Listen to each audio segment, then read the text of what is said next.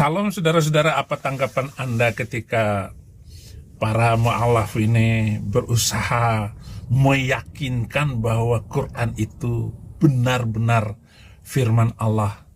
Sementara saya sudah menghabiskan seluruh waktu saya untuk mengatakan itu bukan firman Allah, bukan dari Tuhan pencipta langit dan bumi, model kayak begitu, membenci manusia yang lain.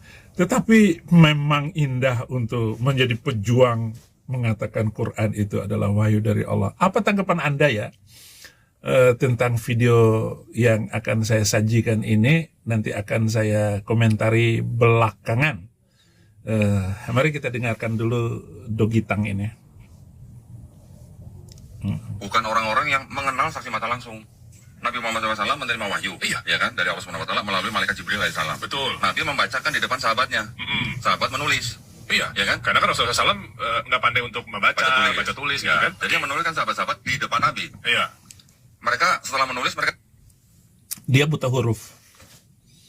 Tidak mungkin dia mengoreksi apa yang dituliskan itu, karena tulisan-tulisan tentang Quran itu berjalan lebih kurang 23 tahun. Nah, dia tentu akan tidak ingat lagi, karena dia seorang buta huruf, tentang apa yang diturunkan pertama kali, kemudian tahun kedua, tahun ketiga. Maka banyak sekali kontradiksi antara satu ayat dengan ayat yang lain di dalam Al-Quran itu. Dogitang, ini yang kamu tidak pahami, karena dia maaf sekali-kali lagi bahwa beliau tidak bisa membaca dan menulis. Sehingga bagaimana dia mengoreksi tulisan sahabat itu benar atau tidak? Ini persoalan terbesar di dalam pengumpulan Al-Quran. Sampai yang ada sekarang ini Mashaf Utsmani, kata mereka. Tetapi seluruh penulisan dan ahli pengkaji sejarah Al-Quran, mereka menemukan banyak versi, banyak kesalahan, dan banyak ayat yang diubah-ubah lagi. Belum lagi tentang wahyu, katanya wahyu Allah tentang ridha'atul kabir, tidak dimasukkan dalam Al-Quran. Tentang ridha'atul kabir itu menyusui orang dewasa. Belum lagi naskah yang disimpan Ali bin Abi Thalib, naskah yang dimakan oleh kambing ketika Aisyah dan ketika sibuk mengurus kematian Nabi. Nggak masuk di dalam Quran yang ada sekarang ini. Jadi faktor-faktor itu mempermalukan penulisan Al-Quran itu sendiri. Dan sampai kapanpun, boleh saja Anda mengatakan, oh kitab ini sangat asli. Enggak. Enggak ada aslinya sama sekali. baca, benar nggak bacanya? Kalau yang salib betulin dong. Sudah betul baru disimpan. Baru nanti ketika Nabi wafat baru dikodifikasi. Tapi kalau Tidak ada dikodifikasi setelah Muhammad meninggal. Jadi tidak ada Al-Quran ketika Muhammad masih hidup. Itu berserakan di kulit kambing, di tulang-tulang, di pelepah kurma, di daun-daun yang ditulis oleh sahabatnya itu. Dan tentu saja dalam waktu 23 tahun itu ada ayat-ayat yang terbuang oleh para penulis Kutabil Wahyi ini. Dan para penulis Al-Quran tidak semuanya satu waktu lalu bisa mengajarkan dan menyampaikan kepada sahabat yang lain. Sehingga kalau Anda yang teliti dan membaca Al-Quran, pasti ini adalah kekacauan waktu.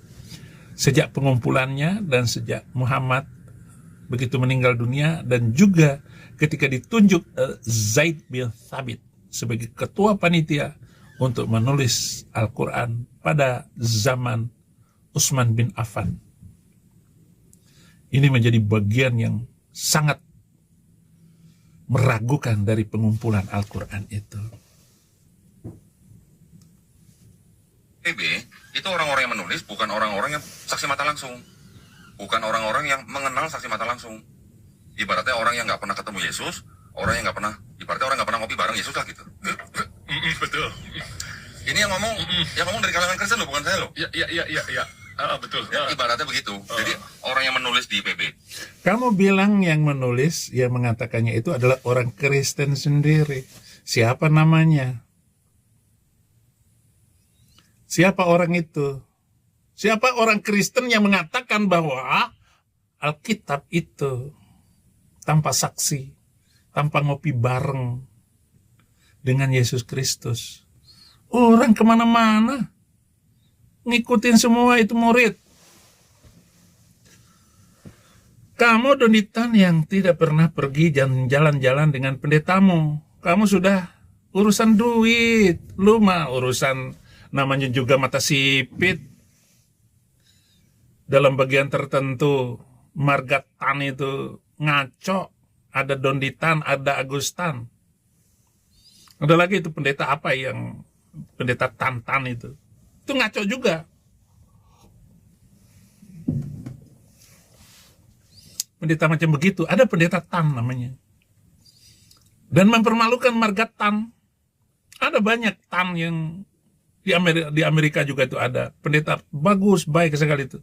Marga Tan. Dengar baik-baik ya para penonton ya. Saya bacakan 1 Korintus 15 ayat 6 sampai 8. Sesudah ia menampakkan diri kepada lebih dari 500 saudara sekaligus. Kebanyakan dari mereka masih hidup sampai sekarang, tetapi beberapa di antaranya telah meninggal. Jadi ada saksi mata yang melihat kenaikan Yesus itu naik ke langit itu, 500 mata. Tetapi kenaikan Muhammad dari bumi ke langit, nggak ada saksi mata sekalipun, satu orang pun. Ataupun ketika dia naik buruk, kuda berwarna putih, bagol lebih tepatnya, tapi berwajah perempuan yang cantik. Mana ada kuda berwajah perempuan, rambutnya terurai hitam? Tidak pernah ada, kecuali dongeng Nabi abad 7 itu. Nggak ada.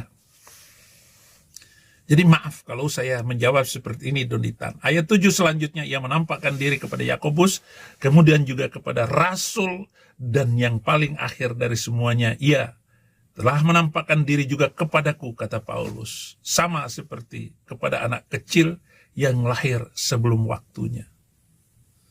Jadi Paulus sendiri melihat dan bertemu dengan Yesus karena menampakkan diri. Tetapi 500 orang melihat fisikal naik ke langit. Naik ke langit setelah menjadi bertubuh kemuliaan. Jadi jangan bohong Donitan. Itu 4 gospel terutama nih, itu bukan orang-orang yang kenal langsung dengan Yesus. Nabi Muhammad SAW menerima wahyu, ya kan, dari Allah SWT melalui malaikat Jibril alaihissalam. Betul. Nah, dia membacakan di depan sahabatnya. Sahabat menulis. Iya. Inilah hebatnya Cina mata sipit ini di dalam politik tipu-tipu. Dan sekarang dia mulai tipu-tipu masalah akidah, kepercayaan. Dan semua muslim mengatakan, wah, untung Donitan ini menjadi pembela Al-Quran, pembela ajaran Islam yang luar biasa. Kata mereka yang sudah diperbodoh oleh agama Arab. Dengar baik-baik ya Donitan, pantas saja kamu ini, ampun deh. 1 Yohanes 1 ayat 1 sampai 3, apa yang telah ada semula, yang telah kami dengar, yang telah kami lihat dengan mata kami, yang telah kami saksikan, dan yang telah kami raba dengan tangan kami tentang firman hidup. Maksudnya Yesus Kristus. Itulah yang kami tuliskan kepada kamu. Ayat 2. Hidup itu telah dinyatakan dan kami telah melihatnya. Dan sekarang kami bersaksi dan memberitakan kepada kamu tentang hidup kekal yang ada bersama-sama dengan Bapa dan yang telah dinyatakan kepada kami. Apa yang telah kami lihat dan yang telah kami dengar, itu yang kami beritakan kepada kamu juga, supaya kamu pun beroleh persekutuan dengan kami, dan persekutuan kami adalah persekutuan dengan Bapa dan dengan anaknya Yesus Kristus. Di mana hati nuranimu, Donitan, bahwa ucapanmu itu adalah karangan dan asumsi belaka tanpa membaca Alkitab dengan sempurna. Saya baca sempurna ini. Saya sudah mengobok-obok Alkitab, Perjanjian Lama dan Perjanjian Baru. Saya sudah obok-obok semuanya. Dan tidak diragukan apa yang saya sampaikan. Ini masalahnya. Masalah kenaikan Yesus Kristus ke langit. Oleh Injil itu, 1 Korintus 15 ayat 2, oleh Injil itu kamu diselamatkan asal kamu mau berpegang teguh padanya. Seperti yang telah kuberitakan kepadamu, kecuali kalau saja kamu telah sia-sia menjadi orang percaya. Nah, kamu sia-sia itu. Semua mu'alaf, semua pembohong dan pengikut Donditan telah sia-sia keyakinannya. Karena apa yang dikatakan oleh Donditan ini kebohongan dia. Dan begitu banyaknya video saya tentang Dogitang ini. Kebohongan yang telah dia lakukan. 1 Korintus 15 ayat 12 sampai 15. Jadi bila mana kami beritakan bahwa Kristus dibangkitkan dari antara orang mati, bagaimana mungkin ada di antara kamu yang mengatakan bahwa tidak ada kebangkitan orang mati? Kalau tidak ada kebangkitan orang mati, maka Kristus juga tidak dibangkitkan. Tetapi andai kata Kristus tidak dibangkitkan, maka sia-sialah pemberitaan kami dan sia-sia juga kepercayaan kamu. Lebih daripada itu, kami ternyata berdusta terhadap Allah karena tentang dia kami katakan bahwa ia telah membangkitkan Kristus, padahal tidak membangkitkannya. Kalau benar bahwa orang mati tidak dibangkitkan, yang benar adalah Yesus bangkit naik ke langit. Seperti juga dalam surat ke-19 ayat 33, wassalamu ala yauma wulidtu wa yauma amutu wa yauma ub'atsu hayya. Terbang ke langit, bangkit, hidup kembali. Yaitu surat An-Nisa ayat 158. Tetapi dia naik ke langit. Terima kasih, Tuhan Yesus memberkati. Tuhan selalu punya rencana dalam setiap hal yang kita alami. Dan dia selalu menyediakan yang terbaik bagi hidup setiap kita. Oleh karena itu kita wajib mengucap syukur. Bukan karena kita hidup tanpa masalah. Tetapi kita mengucap syukur karena Tuhan ada bersama kita untuk melewati berbagai macam tantangan yang kita hadapi.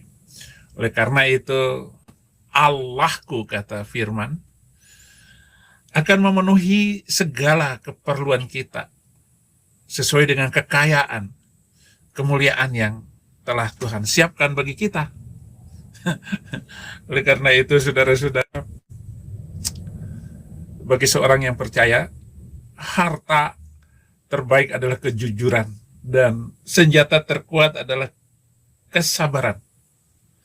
Kesabaran yang menjadi aset bagi kita untuk menyeberangkan Injil dalam segala waktu, medan, cuaca iklim, apapun, dimanapun kita berada. Ini musim dingin, jadi saya memakai jaket yang super tebal. Di Amerika ini baru hari Kamis, di Indonesia tentu saja sudah hari Jumat karena udah duluan di sana. Ya, selamat menikmati hari-hari kita, saudara-saudara. Saya lagi ngomong santai untuk kita semua, sehingga dalam kesempatan kita berbicara,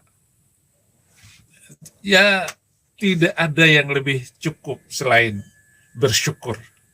Dan tidak ada kalimat yang begitu indah bagi kita adalah perkatakan Taurat, ucapkan, sampaikan Injil itu kepada segala makhluk. Jangan seperti tongkrongan orang-orang yang hidup tanpa program dan hidup tidak punya tujuan. Tujuan kita adalah bagaimana Injil ini diberitakan agar tercapai toleransi dan damai itu. Tercapai hidup berkualitas. Bahwa di masa-masa yang akan datang, anak keturunan kita mengalami lompatan kehidupan yang lebih daripada kita. Sehingga cucu kita yang akan datang, itu nggak ada lagi orang yang hidup dengan kepalsuan, hidup tanpa hukum yang jelas, ataupun mereka tidak mengalami perubahan dari satu generasi ke generasi yang lain. Kita berdoa dan berharap bahwa generasi kita yang akan datang adalah generasi yang lebih baik daripada kita sekarang ini. Bagaimana anak cucu kita yang akan datang, mereka hidup penuh tentram, hidup dengan kualitas dan relasi sosial. Bukan seperti sekarang ini. Mereka yang mayoritas semaunya geruduk tempat ibadah, geruduk sekolah-sekolahnya nggak bisa dibangun. Kami ingin jadi orang-orang Kristen ini kenapa membangun sekolahnya sendiri, pendidikannya sendiri. Negara tidak menjamin kami boleh hidup aman. Kalau kami sekolahkan anak-anak kami ke sekolah negeri, melihat mata sipit aja, sudah curiga. Apalagi kalau kami harus tinggal bersama satu asrama dengan sesama muslim, yang saudara muslim. Tidak ada keamanan, tidak ada jaminan di dalamnya. Oleh karena itu, saudara-saudara, ya bagaimana rasa hormat kemanusiaan itu kita bangun, dan kita berharap perubahan dari satu presiden ke presiden yang lain ada peningkatannya juga. Karena begitu banyaknya keadaan dan bangsa kita ini yang misalnya Surabaya, Medan, Jakarta, Semarang, Makassar, itu tidak ada yang sama kota-kota itu. Masing-masing dikuasai oleh agama tertentu. Tampak hukum yang jelas di negara kita. Kami prihatin, kita sama-sama prihatin, saudara-saudara. Sehingga benar-benar masalah kehidupan kita ini tidak ada yang menakutkan lagi di masa yang akan datang. Itu keinginan kita bersama. Bagaimana komentar Anda? Saudaraku yang muslim kan, yang nonton channel dan siaran saya kan lebih banyak Anda. Coba kasihlah komentar yang bagus. Tapi saya percaya bahwa saudara-saudara itu kurang pandai komentar toleransi dan damai itu.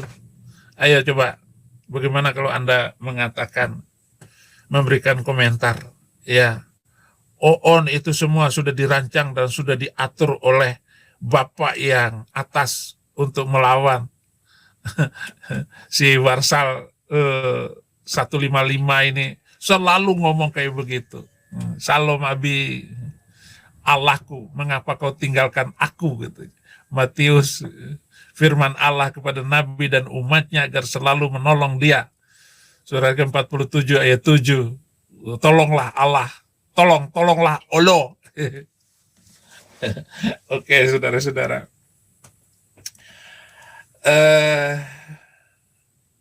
Bagaimana di dalam hati dan pikiran kita ini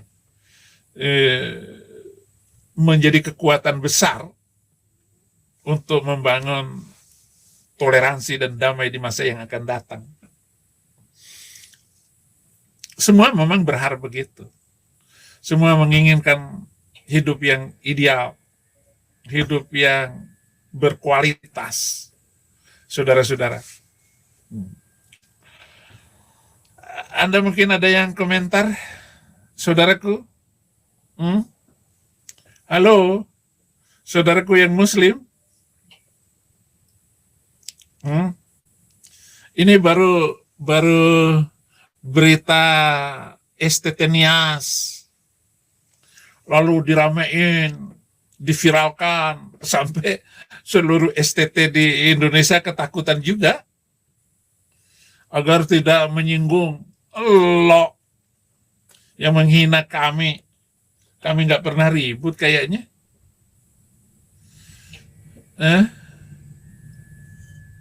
Bagaimana kualitas hidup untuk kembali kepada hidup cinta dengan formula firman Tuhan, formula Al-Quran. Silakan tetap sesuai dengan agama dan keyakinan kita masing-masing. Saya sudah nyinggung masalah estetenias.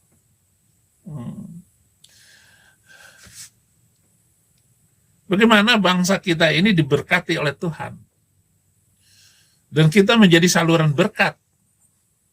Itu harus dilalui dengan masa pendidikan yang baik. Muslim silakan sekolah di Kristen. Orang Kristen silakan sekolah di pesantren, nggak apa-apa. Kita adu siapa yang kuat iman itu. Tapi ya biasanya ya orang-orang Kristen nggak pernah takut. Nggak pernah takut bersaing iman. Asal jangan main persekusi aja. Kenapa ya? Karena kami sangat percaya dengan firman Tuhan itu.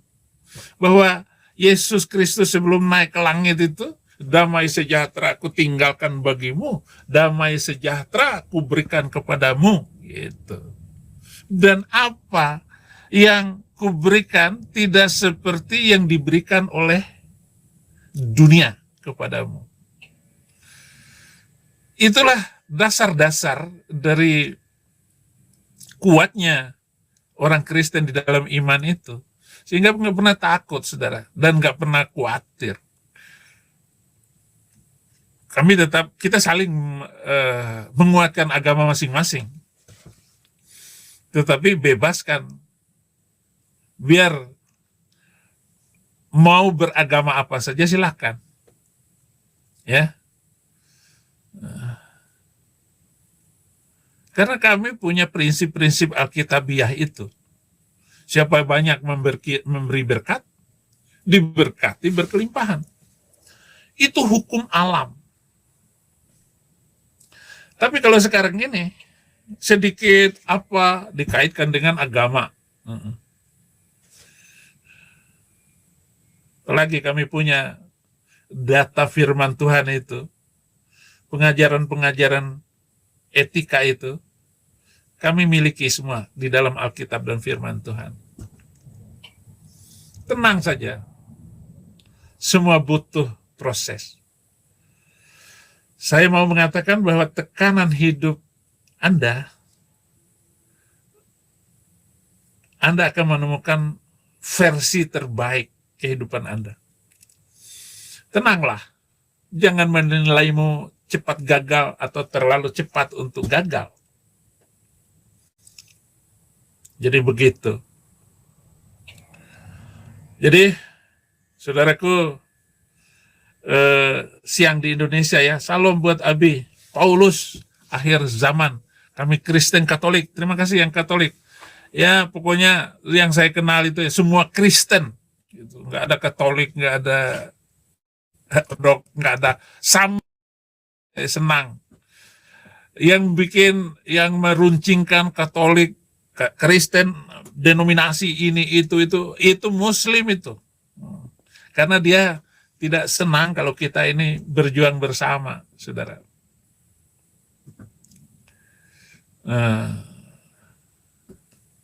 Karena waktu ini terus berjalan, tetapi juga proses harus berjalan lebih baik. Hari ini harus lebih baik dari kemarin. Dan besok harus lebih baik daripada hari ini. Oleh karena itu, rancangan dan proses yang kita siapkan ini harus progresif. Kalau negara ini adil, saudara-saudara, ya tentu saja harus adil. Karena dari segi praktek dan dari segi etika, apa saja kita ini menang, saya lihat. Kalau saya bandingkan etika keislaman saya dulu dengan yang sekarang, jauh. Setelah kebongkar ini semua, saya kira Nabi Muhammad lah yang paling bagus. Yang paling bagus dalam hal akhlak, etikanya itu paling bagus. Ternyata bobrok.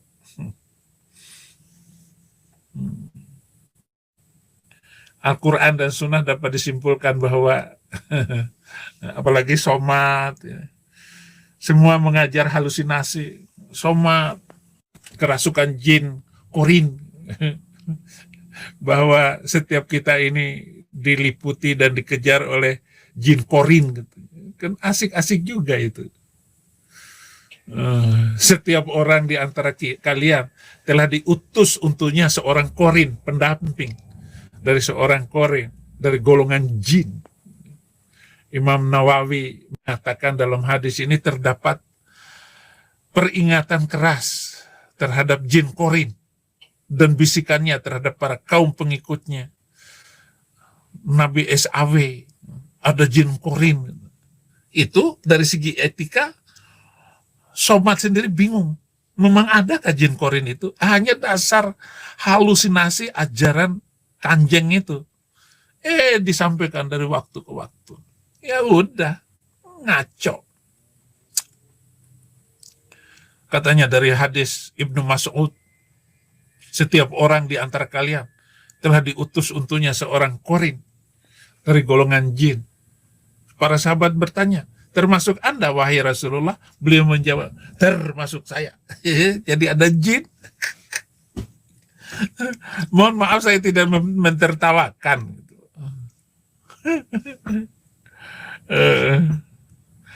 Hanya saja Allah memberitahuku untuk menundukkannya sehingga dia masuk Islam. Jadi jin korin itu masuk Islam.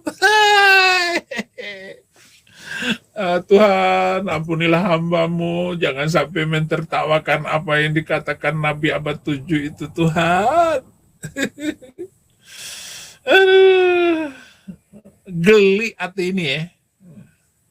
Termasuk Anda ya Rasulullah punya jin korin? Oh iya. Tetapi Allah memberikan kemampuan saya untuk mengalahkan jin itu sehingga dia masuk Islam. Aduh, tolonglah. Allahku. Tuhan, janganlah hambamu ini menjadi tersangka.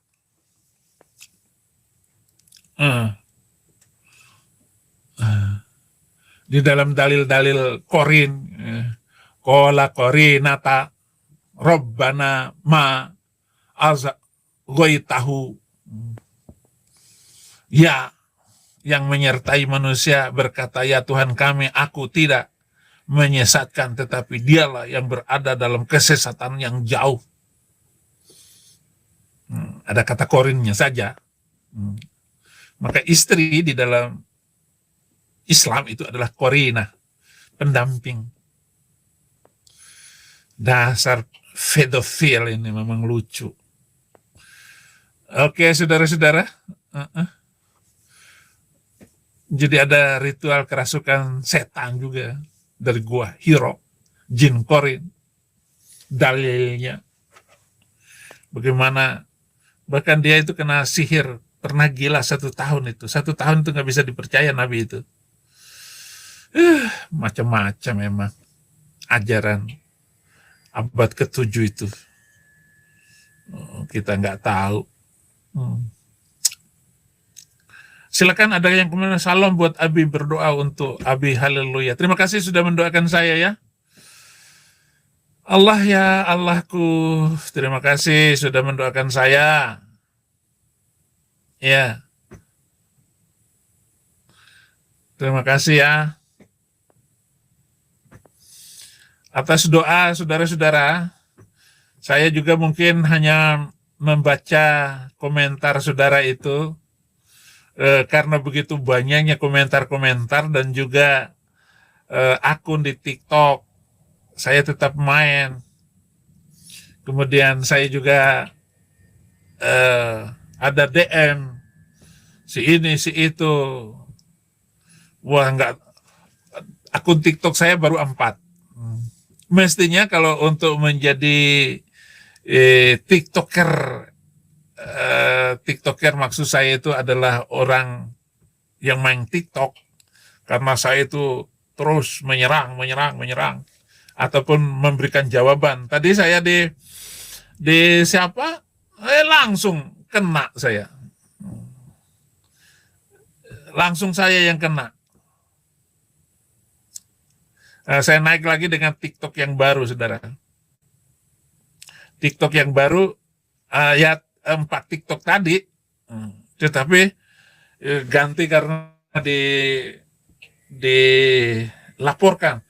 Jadi mereka itu, tetangga sebelah RT 06 itu, suka sekali, saudara, ngelaporin supaya akun kita ini jatuh. Jatuhnya seminggu baru dipulihkan. Seminggu baru dipulihkan. Jadi begitu. Saya main lagi. Ya sebenarnya tiap hari saya bisa main, saudara-saudara. Kalau mati satu, naik lagi. Mati satu, naik lagi. Demikian, saudara-saudara, untuk siang di Indonesia. Jangan batasi kuasa Tuhan. Tetap berharap kepada Tuhan. Selalu semangat semuanya. Salam buat Abi. Barang siapa berbangga-bangga dengan slogan-slogan jahiliyah, oh iya, rasain loh. Terima kasih untuk kecerdasan dan kepandaian Anda di dalam memberikan pertolongan, membantu. Bahkan sekarang ini sudah banyak orang Kristen yang jago di TikTok, jago debat, bahkan jago jago jawab. Saya akan terus main TikTok sambil membantu membangun penginjilan ke depan. Minimal 10 tahun ke depan ini kita semua harus bisa membawa jiwa-jiwa itu. Yang main di TikTok juga agar tetap menunjukkan adab dan etika yang bagus ya. Jangan menggunakan kata-kata yang kasar. Ya biarlah saya aja lah yang keras-keras begitu. Ya. Coba gonggong ding. Ya ampun. Muslim ini nggak pernah ini, saudara-saudara. Di dalam pemberitaan mereka itu. Demikian saja dulu ya. Sudah 25 menit. 1 tahun, gila. Siapa tuh Abi? Mr. M. Mr. M itu. 1 tahun. Ada selama 1 tahun. Dan pernah di tahun ketiga kenabiannya itu dia hampir bunuh diri, lompat dari gunung. Karena tidak ada orang yang membisikin wahyu itu. Setelah meninggalnya Warokoh bin Naufal. Dia adalah paman dari Khadijah, yaitu pendeta Warokoh bin Naufal itu.